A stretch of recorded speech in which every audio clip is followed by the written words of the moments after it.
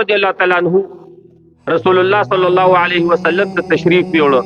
چې تشریف یوړو نو رسول الله صلی الله علیه وسلم په یو کوزکی باندې پروت دی تشریف فرما دی او یو بالغ سر مبارک دی خېده حشوها لیفن باغی کې د کجورو د پانی پرتی وي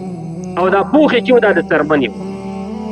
د څرمنې دا بالغ نه دی او دا اسباب استعمالول دا سنت دي کې ثواب دی. ها د څرمنې چپړه رسول الله صلی الله علیه وسلم استعمال کړي د څرمنې بالغ رسول الله صلی الله علیه وسلم دا استعمال کړي نو دې کې ثواب دی په سنت طریقه باندې استعمالول.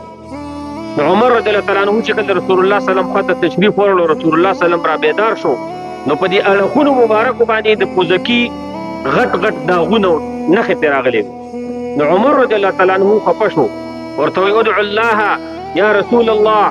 دا الله رسوله الله جل شانه ته دعا وکړه چې ستا په امت په مسکینانو باندې امتانو باندې رحم وکړي چې ټول مالدار شي نو تا ته هم اسباب برابر کړي.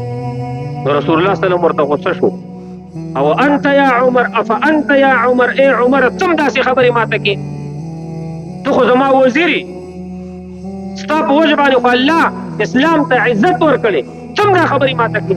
تم ماته وایې چې مالدارۍ دعاګانې وکړه. ورته وایي اے او بل روایت کې ورسره دا دي چې اے عمر رضی الله تعالی عنہ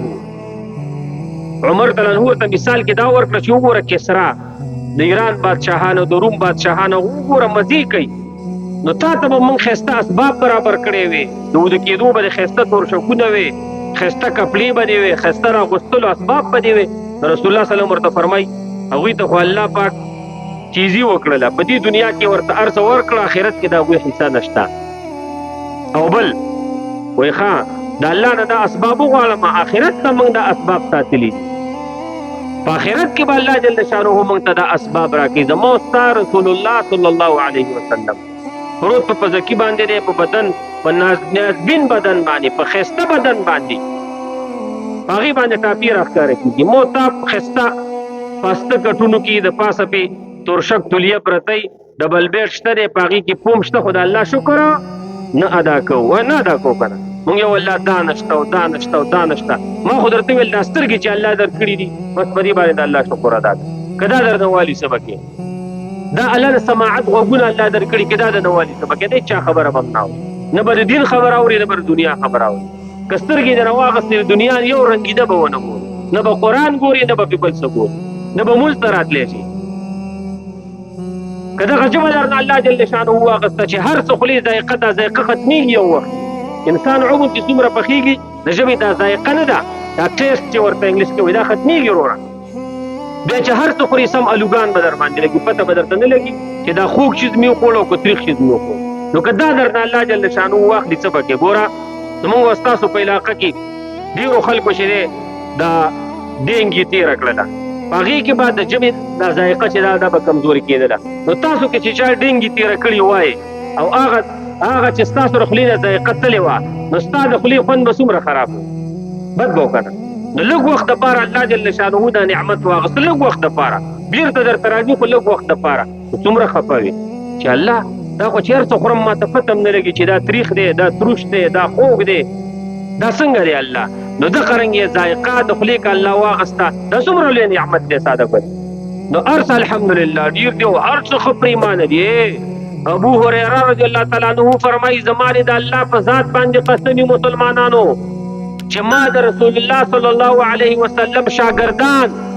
هغه شاګردان چې هغوی به د رسول الله صلی الله علیه وسلم احادیث اورېدل او لیکل به یې په زړونو کې به یې لیکل په دماغو کې به یې ځان سره ساتل هغه صحابه چې هغوی به وحی د الله کلام به یې لیکه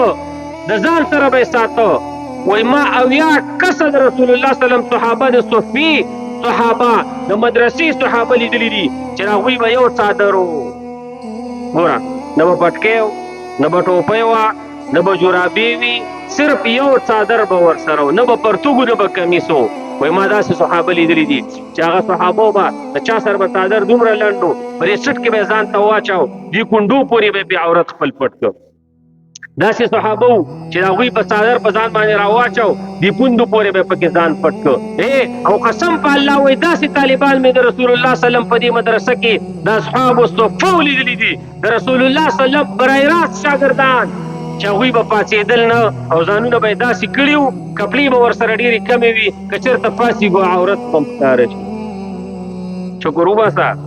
شکر وباسه زما وروره، کپړې ښه پرېمانه دي، زما خورې کپړې ښه پرېمانه دي، طعامونه ښه ډېر دي. د دې دین دپاره تکلیفونه رسول الله صلی الله علیه وسلم او صحابه تیر کړي دي، هغوی ناشکري نه ده کړې. نو مو تا ور دې خانې په ژوند کې ولې ناشکري کوو؟